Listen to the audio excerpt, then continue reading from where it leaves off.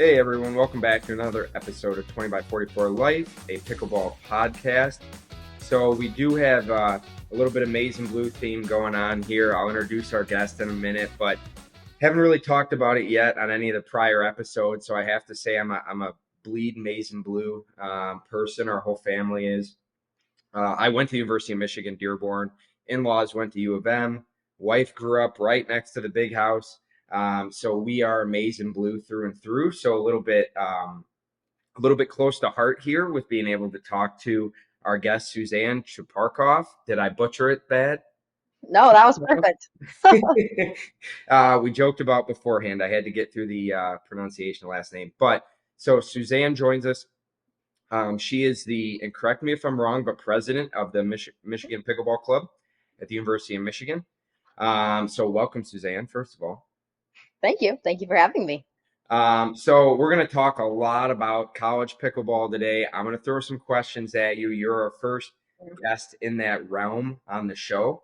So for me being around pickleball, I have a lot of questions, right? I went through college. Pickleball wasn't a huge sport yet. We'll call it that. It was obviously around.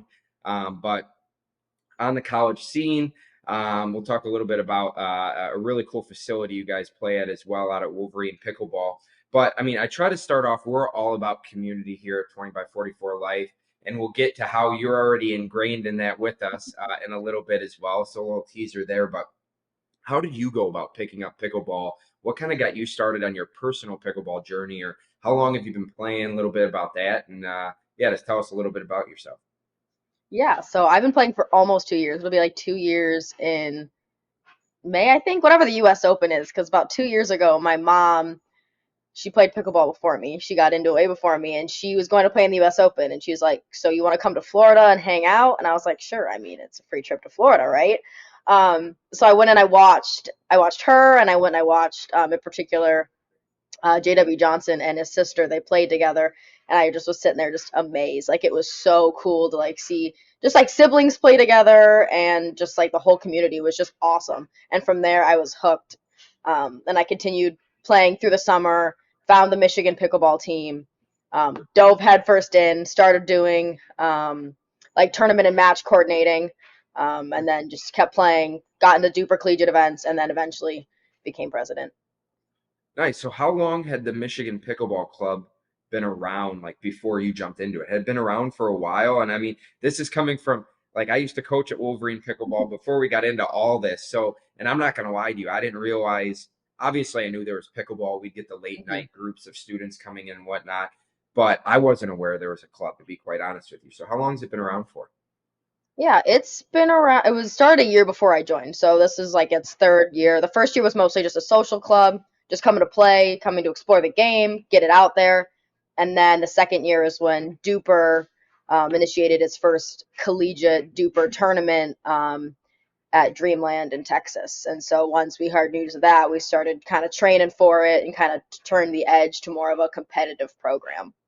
Okay, so and obviously there's for those that are familiar with Duper that are listening in, Duper's been growing between minor league pickleball, the collegiate side, which is great, offering more team options. Like how large is your team right now? How many players do you have? Are there people like what is the competition like, and is there a growing interest, I guess?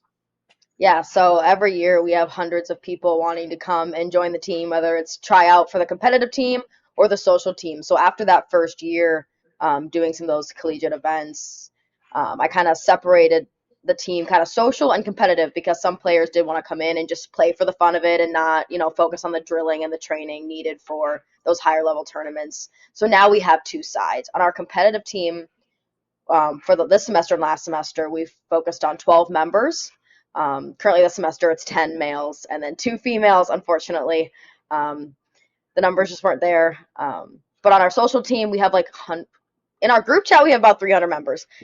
Those who come and rotate in every Monday for our social play from 9 to 11 p.m. at Wolverine Pickleball, for anyone interested. Um, Just a quick blurb in there, quick blurb. Little quick tidbit.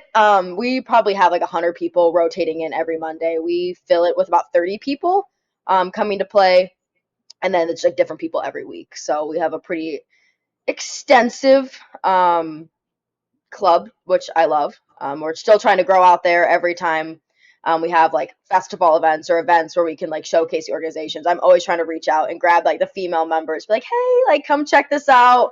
We need to get you guys in here. Um, but yeah, so we have a couple hundred members that are pretty active in our club.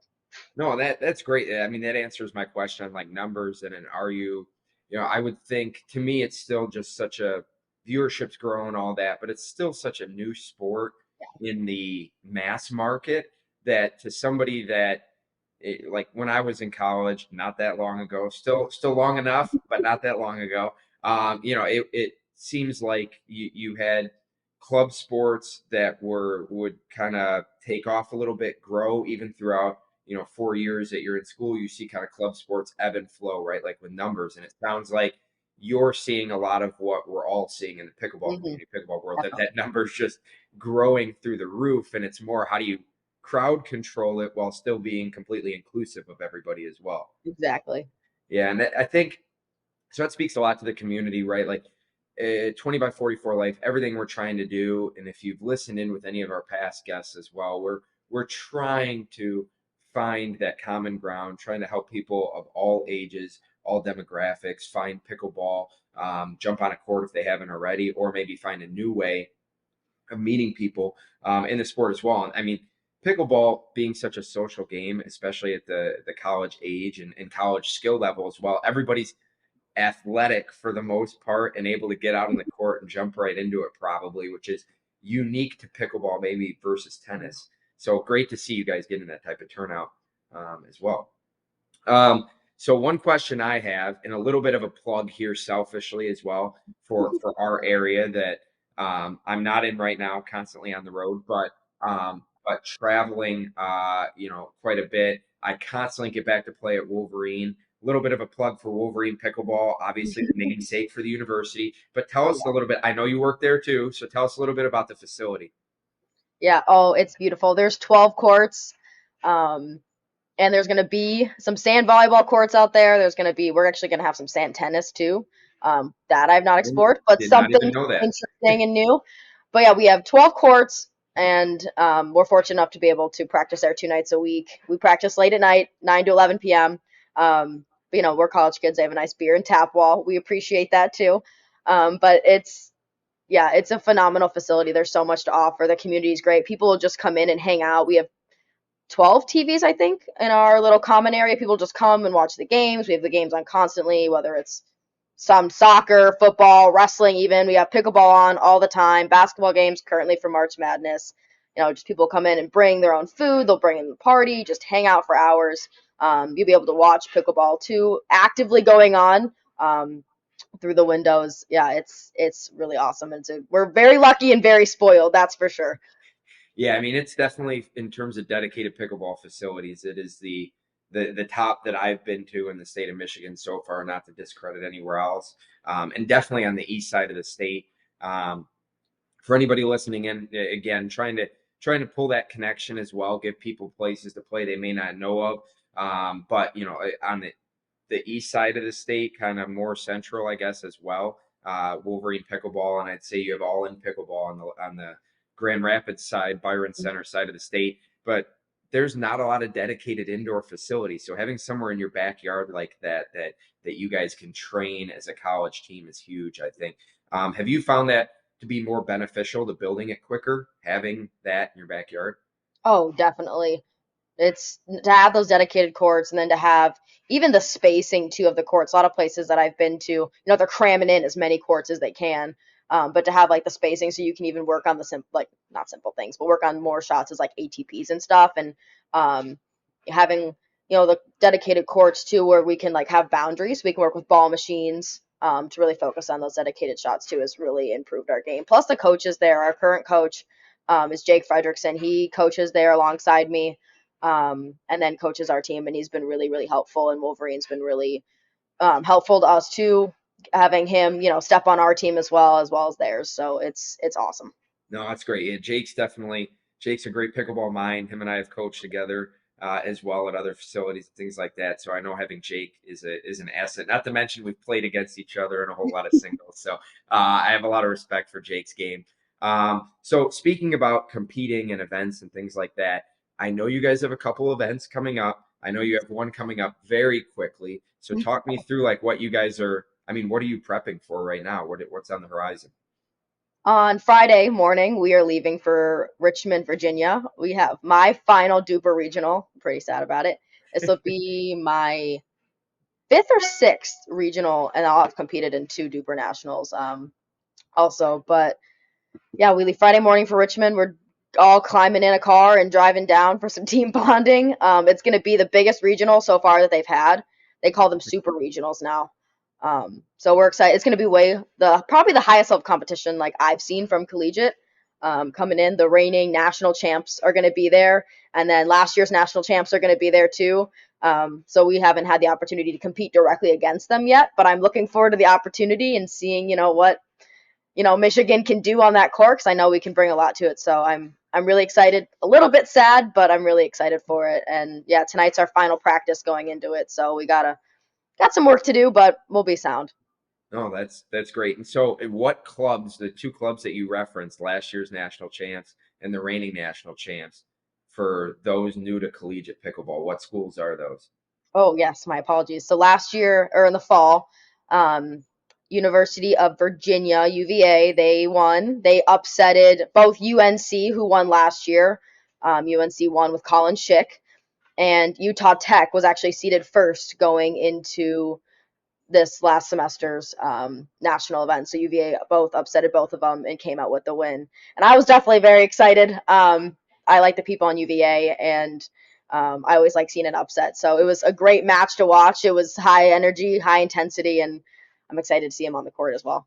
Well, and you led me right into what I was going to go into because it's unique in a lot of sports, right? Where most sports you're not playing professional and then playing collegiate, right? You mentioned Colin Schick, who's making waves on the PPA tour, has been for a while. Great singles player, not to mention his Mhm. doubles game, but along with others that are especially in the Utah area that are jumping into the pro realm, maybe haven't medaled or made semis or finals yet in the PPA on the PPA tour, but have elsewhere and are getting wins and things like that. But they go from competing in pro to having that pride and competing for their college as well. But you don't see that in other sports. So that's unique to pickleball as it's growing and something I'm glad you touched on because I wanted to hit on that for everybody listening in as well.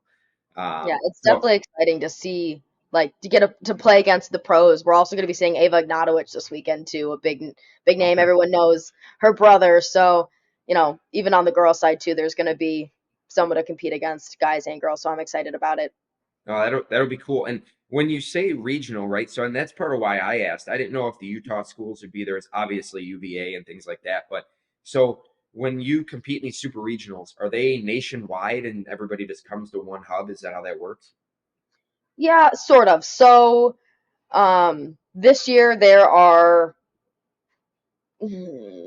I can't remember if it's six or eight super regionals. I think it was eight regionals last year and six this year. Um, and the first one was in February in Chicago where we placed fourth. So most of the school, you can really come from anywhere to any of these regionals. It's not limited to the region. Um, so we, yes, went to Chicago in February, and then the next one was out in Utah. We could not travel out for that one, but that one was really big as well. And then there's this one in Virginia coming up this weekend. And I think this is the last one for this semester, and the rest are going to be in the fall. One in Florida, and the rest well, on the West Coast. So this will be our last one that Michigan will be able to really compete at. As they get farther away, they get more expensive, and being a club sport, we're limited on the funds. So we make it to what we can, but there's still a lot of opportunities as well.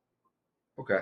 No, that's great. And yeah, I mean, I kind of figured that travel for those that are jumping into tournaments, for those that have competed in a lot of tournaments, everyone knows what the cost is of just a Hmm. tournament itself as an individual, let alone a whole team. And those California tournaments, I'll say from experience, and even anything West Coast gets super pricey between hotels and Oh yeah. everything like that. I mean, entry fees. I don't know what entry fees look like for a team from the collegiate level, but for those new jumping in that are thinking about tournaments, amateur level, you can find reasonable tournaments out there. I know Suzanne and I have both competed in local things around the Metro Detroit area that $30, $50, $60. But then when you talk these big tournaments, you could be paying anywhere upwards for an individual. When I do a PPA event, if you're playing three pro events, you're in that $550 to $700 range. And I'm assuming these collegiates are expensive as well. Yeah, it's about $200 for a team. That's Okay, just that's not entry. bad. So it's not that bad, and it wasn't as bad when Duper at one point had travel stipends for us. Unfortunately, that program did not continue, so that's been a little bit of an ouchie with trying to get to these tournaments and getting to the most we can in our college experience, and especially for me. I've only really had like 2 years technically of eligibility, and then most people can have four now that it's growing. They started when they were freshmen, so trying to get to as many as we can makes it hard. But yeah, it's roughly about $200 a team, depending on the tournament. Okay, that's not too bad then. I was honestly thinking it was probably even more than that. So that's, I mean, could be far worse. That's for sure. Yeah, Hopefully we keep that's true. those leveled out for entry costs. You guys can keep doing as many as possible in the future. Um, so I have to ask. It was announced, right? It's out there now. So the Michigan Pickleball Club team has now partnered with us here at 20 by 44 and 20 by 44 Life using our EL paddle. Hmm. You've been using one for a little longer than most, maybe a little even pre-launch out there. What do you think? Give us some feedback. A little shameless plug here for that as well. Yeah, no, I love it. I wasn't even in the market for a paddle when I had met you, Brandon, and was like, "Oh, you're creating a paddle. This is awesome. I want to try it." And I played with it for 2 hours, and I was hooked. I was like, "I kind of need this paddle." I was previously playing with the Perseus, Yola Perseus, um, and it's a decent paddle, but the EL definitely outranked it for me. It was an instant like, like it wasn't a moment of cause no, it was all right. We're gonna get rid of that one. We're gonna get the EL. And I had also, I as long with working at Wolverine, giving paddle recommendations to everybody. I also coach there as well. So they're a Selkirk sponsored, so I have a Selkirk on the side that I have to use to coach. And I still, as soon as I'm done coaching, set my Selkirk aside and play with my EL.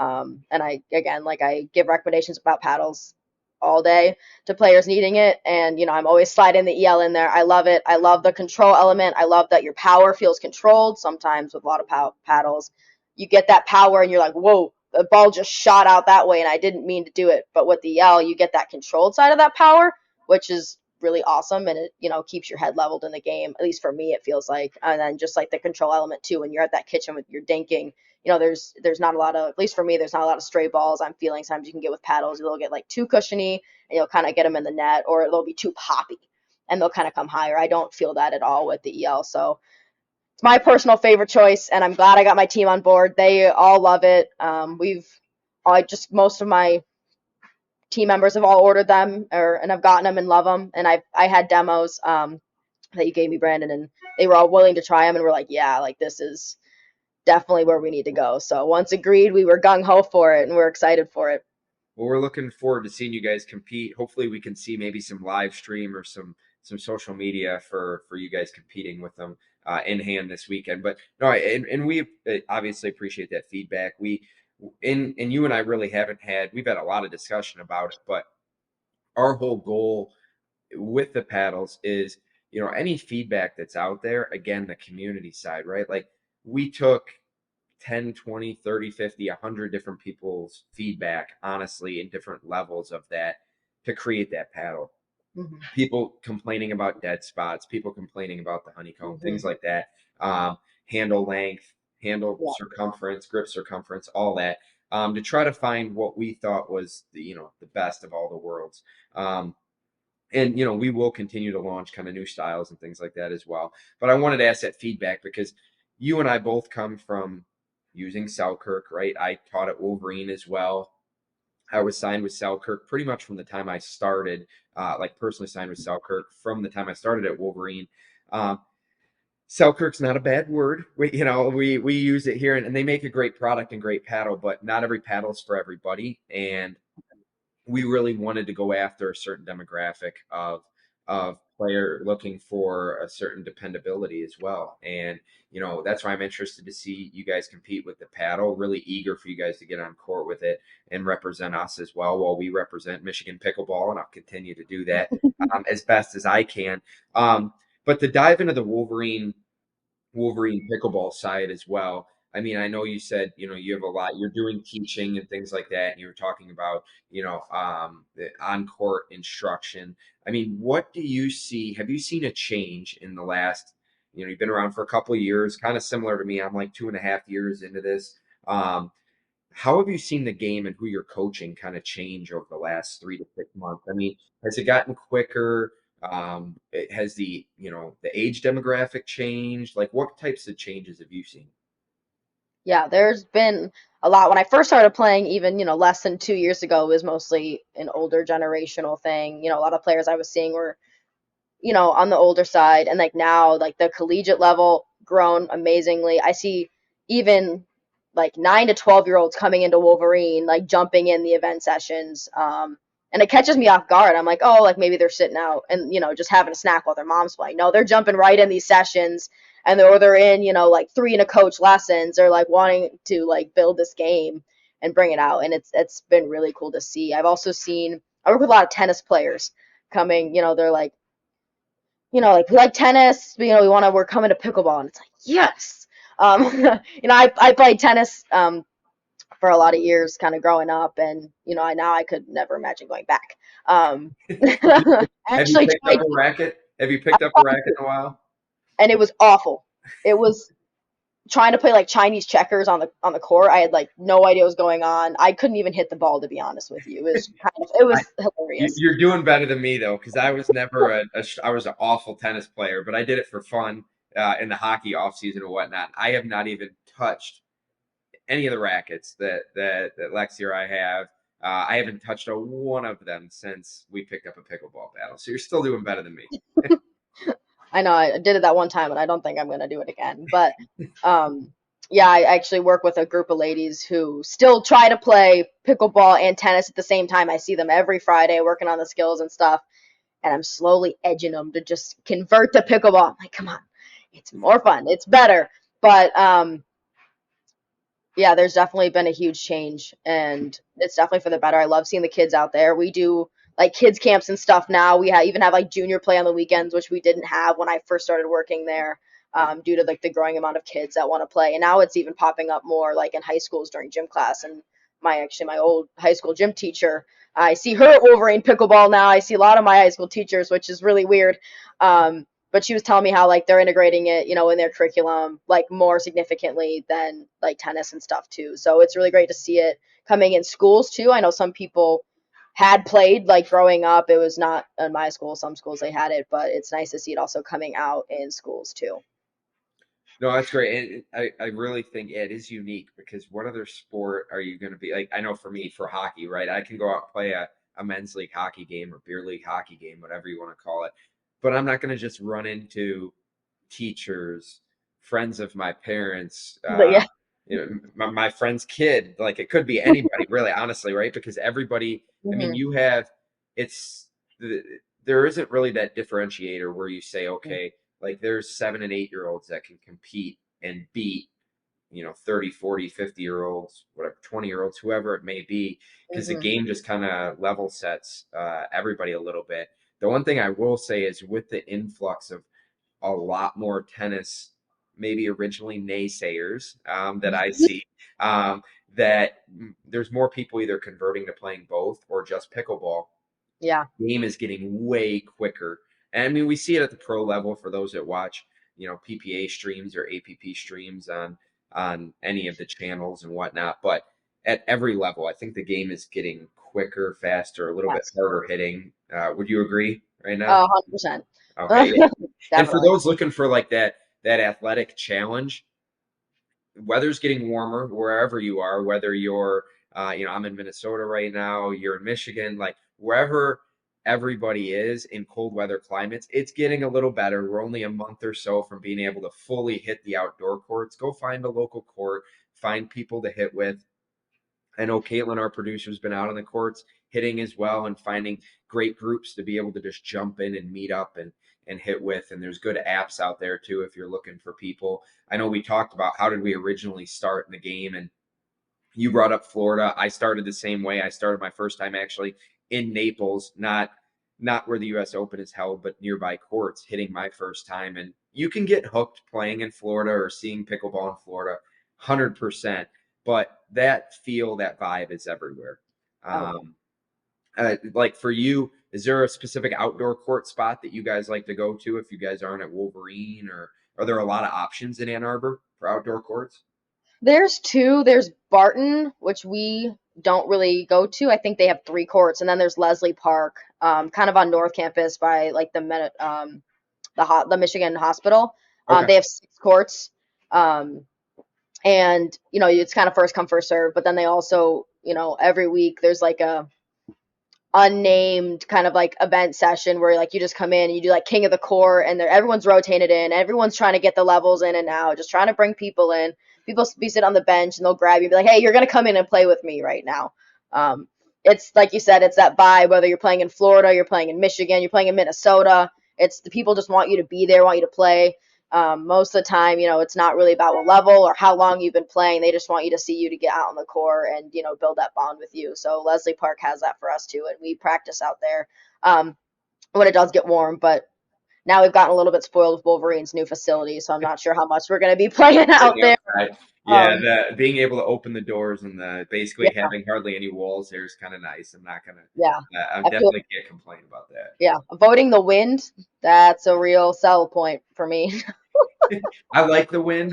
We'll agree to disagree on that. But the more you play in Florida, right? Have you played in the U.S. Open yet, or no?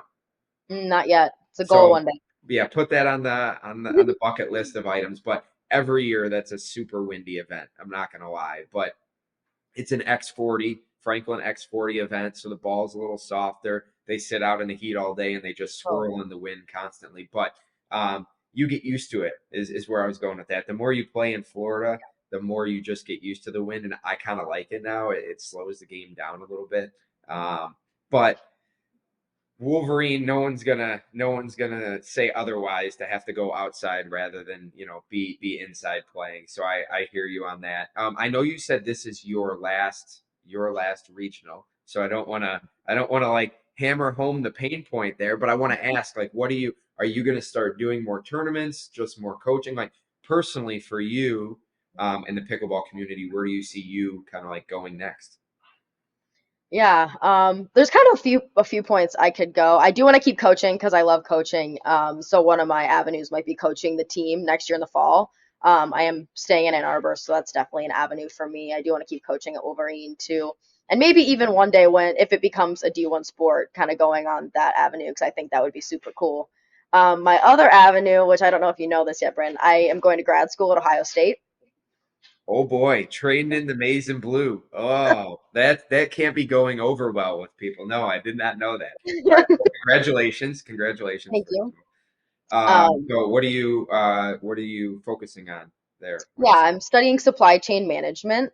Okay. So that program starts about a week after I graduate undergrad, and it's a partial or mostly remote program with like intensive weekends. So most of the time, like I said, I'll still be in Ann Arbor, coaching, hanging out, and playing. I will be continuing to play in tournaments wherever I can find them. I'm going to be playing hopefully with the lottery this year for Beer City. Playing in Beer City with my mixed partner, my women's partner, and then continuing just to I'll travel for PPA tournaments and hopefully make my way down to Florida. So those will definitely not stop. But that being said, I technically still have another year of eligibility to play for Ohio State if I wanted to. Um, so I haven't explicitly made that decision yet. So that's another potential avenue. But definitely pickleball will be in my life for forever. Whether I'm going to play in tournaments as long as my body can handle it, that's for sure. Um, No, and that's great, and no, I didn't know you had another year of eligibility either. So that's cool. Especially you started maize and blue, so we won't nobody will hold that against you. But is the program big at Ohio State? I don't want to derail and go down that road, but like, so I'm familiar with obviously Michigan Pickleball Club. Mhm. I know Michigan State's trying to. I mean, they're already going, but I know they're trying to build. I think could be wrong, but a little more of an infancy stage than what you guys are Hmm. at, from my understanding. How is Ohio State in that realm?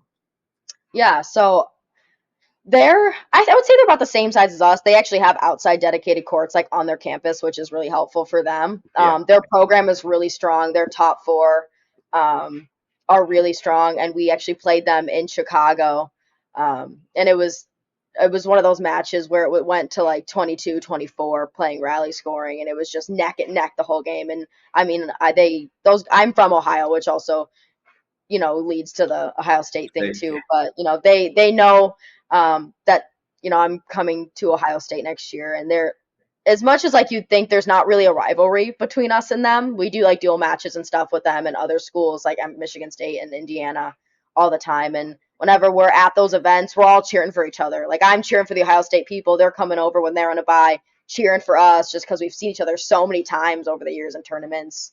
And we've even personally, like I've traveled to Columbus with my mixed doubles partner and played at Pickle and Chill in the World Pickleball Tournament or whatever that was.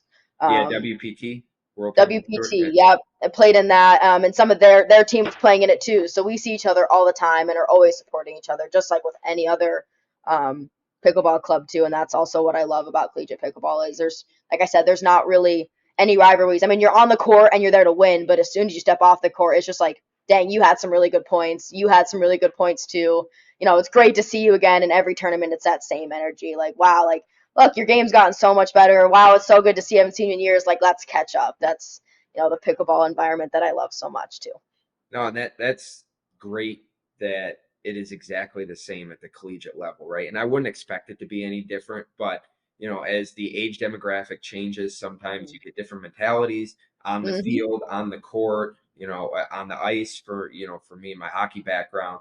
And I'm not going to act like hockey changes from the time you're young on how you act, like in the way the game is played to, high school to college to Mm-hmm. pro to beer league, whatever it is. Pickleball, I'm not gonna say everybody is that way. We've all hit the one or two people, so Yes. never we all make sure we're not discouraged by that. But at the end of the day, pickleball is a welcoming sport. Pickleball is where you can grow however you want to grow in the game, but make those friendships, right? I mean, Yeah. that's really what the Agreed. game's about. Um, and yeah, I mean, one thing that I really did want to touch on quickly, you brought up rally scoring, and I was going to bring that up earlier, and we went a whole nother path, just because there's a lot of talk around rally scoring. Mm-hmm. There's a lot of, is rally scoring better? Is traditional scoring better? I'm going to keep my opinion to myself, but quickly explain how rally scoring works. So like for those that haven't played by rally scoring before, traditional scoring, you're only scoring a point when your team is serving. Mm-hmm. Rally scoring, every rally is awarded a point, right? So you're not changing sides, which a lot of times, I guess I am going to weigh in a little bit. A lot of times beginners struggle with the side changing for Mm-hmm. pickleball. When you're teaching, we've all taught intro, or we both have taught intro to pickleball, and anybody that's coached, you end up kind of dipping your toe into that realm of having to teach intro to pickleball at some point, or 101, and the side switching confuses people Yeah. all day long. So I do like rally for that.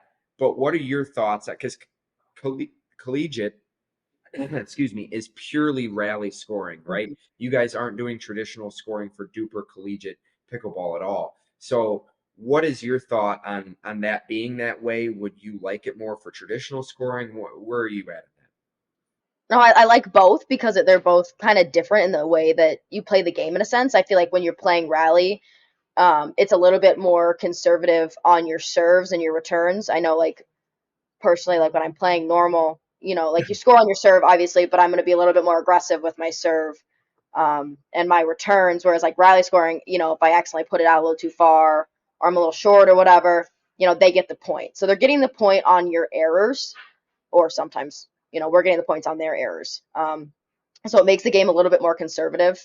Um, which I kind of like. I'm not a big banger. I like beating people on the dink, getting my drops in rather than just kind of speeding up from all over. So that's kind of where I like it more. But the games go by fast. They go by really fast, and a team that might not be at the same level as the other team has a greater opportunity of winning or even like beating, or well, yeah, beating the other team than you would playing normal. Because, if you're making those errors, the other team's going to get the points, and it gets really, really close really, really fast. No, So that's kind of like the I downfall. agree. Yeah, what I tell people a lot is that gap seems to say you have like a team of two 4-5s and a team of 4-0s. That gap can almost be closed Yeah. 80% by rally scoring. Not that that 4-5 team isn't still going to win, but the amount of errors and unforced errors that are going to go on at both those levels Hmm. still evens things back out, in my opinion, a little bit. Yeah, I would agree with that for sure. And I think that's why in collegiate too, there's like so many upsets and things, because of that rally scoring. If you're, not on right away, as soon as that game starts and you lose those first couple points, as soon as that gap kind of breaks, you have a little bit of a harder time trying to gain it. Whether, when it's normal, you miss a serve, you miss whatever, you're not in it for the first couple points, that's okay. You had the extra time. But in rally, it's going by so fast. Every mistake adds up so quickly. And by the time it's over, you're like, I didn't even know it started. So you have to be on your A game really, really fast. And if you're not, that's when the other team can take that advantage really quickly. Even if, like you said, it's a 4-5 team playing a 4-0 team, that 4-0 team might take advantage of that situation and come out and beat the other team. So that's kind of where we see those upsets. And those teams you think might be better playing normal scoring would beat them, but you're playing rally. So they're taking advantage, especially those weaknesses. You're seeing a lot more of taking advantage of weaknesses playing rally scoring. No, I 100% agree, and I think that whole rally scoring side promotes viewership though as well. Like the if you look and I have no stats to back this up, this personal opinion, but I feel like more of the people I talk to will watch the collegiate duper MLP. Even people will go and watch like their friends play minor league pickleball. Maybe it's because it's a team environment as well, Mm-hmm. but they'll watch the streams and whatnot because of rally scoring, in my opinion, because it's a quicker game, because it's a closer game. Yeah. Um, you do lose a little bit, like you said, of that kind of tenacity of just wanting to hit the crap out of the ball on serves and really going for it because you don't want to make a mistake. Everybody plays more Exactly. tentative, right? Um, but yeah, I wanted to get your opinion because we haven't talked about that on any prior episode yet. A lot of rules, Mm-hmm. avenues we could go down to talk, but I know the scoring is a big one. And for you guys, right, like you may be playing traditional scoring all week long in groups and things, and then you switch like that, right? Yeah, So and that that makes it difficult too. Playing, for practices, we train completely in Emma or rally scoring, which is like a permanent stack. So in mixed doubles, I'm always on the right. I'm never changing sides. For the entire game, I'm always on the right. But for women's doubles, I'm a left-sided player, so I will always be on the left. So after like training for these weekends and coming back and playing in like the normal event sessions over in like the 404-5, it takes a second for me to really get back into it because it's like we're not on the stack. We're not like I got to play both sides now and get back in the mentality of like you got to do both at the same time. So that's kind of where it trips some of us up in the collegiate world too, is like coming back from it, especially when you're in that mindset too. But it changes the game, right? I mean, it changes how you approach each shot. Like you said, Mhm. just the serve and return alone, it's like singles versus doubles, right? You might go Yep. for now everybody's going for big serves and big returns, but a year ago, different Hmm. mentality, right? Singles, you went bigger, you Yep. went deeper on the return. Now it's we have to do that with every shot to stay competitive. But yeah, it's that change in mentality. I agree. Um, no, we appreciate you coming on. I appreciate you taking the time. We're really looking forward to seeing you guys play this coming weekend. I also know you guys have an event coming up at Wolverine in a few weeks. So we'll kind of end and wrap up with that. But tell us a little bit about that, and then we'll kind of wrap up from there. Yeah, well, first, thank you for having me. And yeah, this event is one that I'm personally hosting. I'm calling it Michigan Midnight Madness. We're playing on April 6th from 5 to midnight. I'm bringing in collegiate teams as hosting like my own regional because the super regionals got condensed in number. Now teams are allowed to have their own regionals where the winner will be given a bid to nationals in the fall, which was announced in Texas. Whereas like at the super regionals, teams 1 through 4 all get bids. So the campus regionals are a little bit smaller. But teams, I'm bringing in Indiana, Iowa, Dayton, Michigan State, Michigan, of course, and some other teams coming in. It's going to be a really, really fun event. We're going to have a DJ. We got some really good sponsors coming in. You know, 2044 being our big one, which we love. Um, We will be there. We will be there for yeah, sure. I'm really excited about it. It'll be my first tournament that, I'm running myself, and I love it. I've run the smaller ones at Wolverine, and those are fun. So I'm really excited for this April tournament. It's going to be a blast. It's going to be competitive. We're hoping to have a lot of, viewers coming out from the community. So if you're in Michigan, come and hang out. Like I said, we have a beer and tap wall, and there's going to be some amazing collegiate pickleball to see firsthand. So it's going to be awesome. 100%. Yeah, come and check it out. Let us know, like you we'll be there. Let us know if you need anything from us, but we will be there for those looking to try out some of the 20 by 44 paddles. We'll have demos there. We'll have some apparel and things there as well. Working on that collaboration with all of you guys. We're really looking forward to being there and being on hand for anybody that's looking to check out, whether it be the EL paddle, we have now launched some of our own balls as well. Feel free to go check that out at 20x44.net. Otherwise, check us out there at the event at Wolverine. And again, thanks, Suzanne, for coming on. And for everybody listening in, until the next episode, let's rally together. Take care, everyone.